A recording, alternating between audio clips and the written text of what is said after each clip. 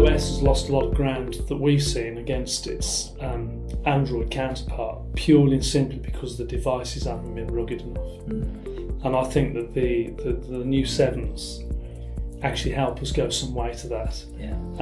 I think economics plays a part in terms of the cost, though, doesn't it, with the iOS device versus Android in that, because the market for Android has always been taken predominantly because there is the ruggedness part of it, but there's also the cost, isn't there, as well, because of the cost to deploy the hardware. But nonetheless, I agree. I think it is going to open things up.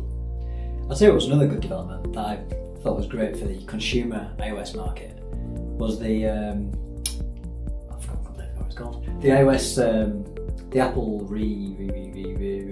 Oh, like the leasing program. Yeah. What's it called? The official. I don't know what the official UK title is going to be, but we're talking about the effectively buy a phone for life. Yeah. It's like leasing for phones, really. Yeah. So upgrade program. Yeah, and again that does tie users in, and it becomes more of it just becomes an easier decision now.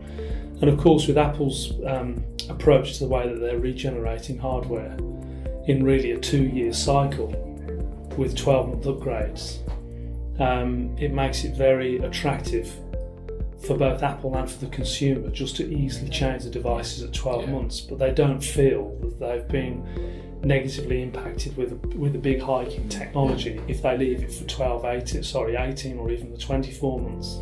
I mean, interestingly, I'm still running one of the first 6s, so I didn't upgrade to the S last year with the intention of going to a 7 this year.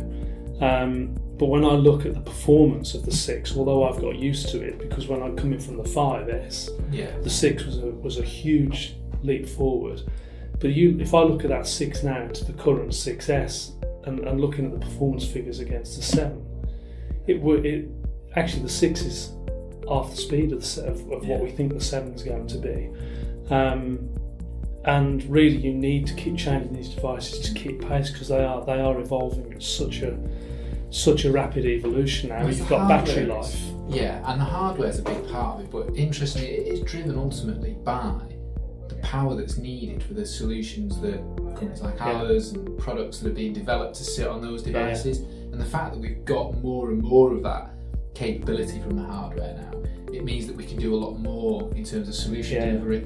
And be braver. Yeah, because exactly. If you look innovative in the approaches that are being taken in delivering some of those solutions as well, because it helps broaden those horizons. But if you look at a couple of solutions we've got under development now, which rely very heavily on GPS location, the location services.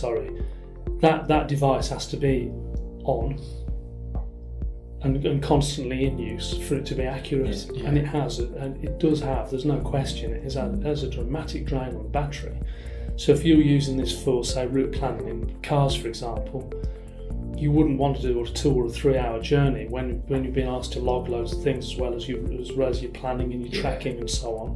If you hadn't got rechargeability in the car, because the thing's just going to, with everything else, it's trying to perform at the same time. It gets slow and it gets groggy, and this is where this dual core processor will really, really help kick in all of those types of solutions and requirements.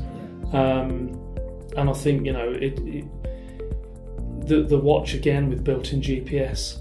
Again, that's a massive thing. It sounds very little. It sounds almost throwaway, almost gimmicky, if you like. A lot of people still think watch is gimmicky. Again, interesting. Okay, probably wasn't a great surprise it was the best-selling smartwatch, but to understand that it's actually the second best watch brand in the world, only behind Rolex, after 18 months of them going. I mean, that is impressive. And because you've now got these built-in technology where GPS is now not going to rely on the phone as heavily, all of a sudden you've got all sorts of things that you can now start to get that watch to do, which is going to be more benefit, and it's lifted it out of that gimmick, out of the gimmick environment. What's the thoughts on the wireless headphones then? As an item, I thought they were a thing of beauty. I just thought they were gorgeous. Practically, don't know. I think once you've used them, you won't go back. But I just can't. Everybody you show that video to, and you say, well, okay, imagine our earbuds as we've got them now. Chop the wires off. And that in terms of a form factor, that's more or less what you've got. Everyone says, "I'll be scared of losing them," but I think everyone will just get used to that. And of course, there will be releases. There'll be all sorts of accessories that'll come out that'll tether them to your ears and your head, and you'll still be able to lose them, but they'll be more difficult to lose, should we say?